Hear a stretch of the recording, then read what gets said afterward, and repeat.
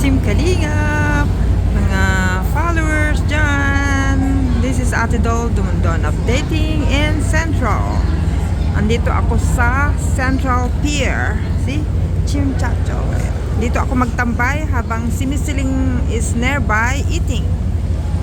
Bibili na lang ako ng pagkain dyan sa yung street foods. There. Dito ako sa Central. And then tomorrow, nasa CCC Club kami sa Causeway Bay. There, Miss Siling is busy. There, kakain din ako sa labas, of course. There, for the St. Stephen Boys College. Mga magkita-kita ngayon. There. Then, dito ako. Ganda yung mga organic vegetable nila, pero mahal.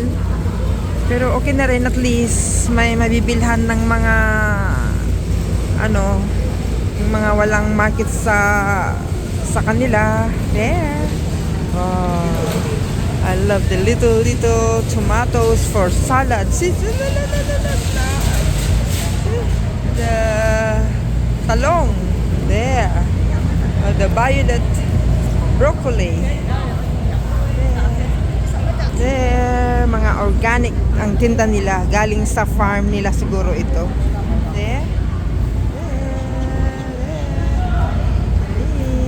Oh, I love the mix baby tomatoes for salad. There. Galing.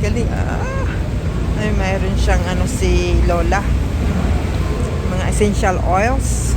Ito yung mga kamatis natin sa mga probinsya. Namimiss ko yun. Yan, mga to marami sa China. There. Yung parang strawberry, mag-pick up ka, tapos bibilhin mo. Magbabayad kaya. Muna. Pag naka-pick up ka na ng marami, pwede ka nang magbayad sa may-ari. Ayan sila. There.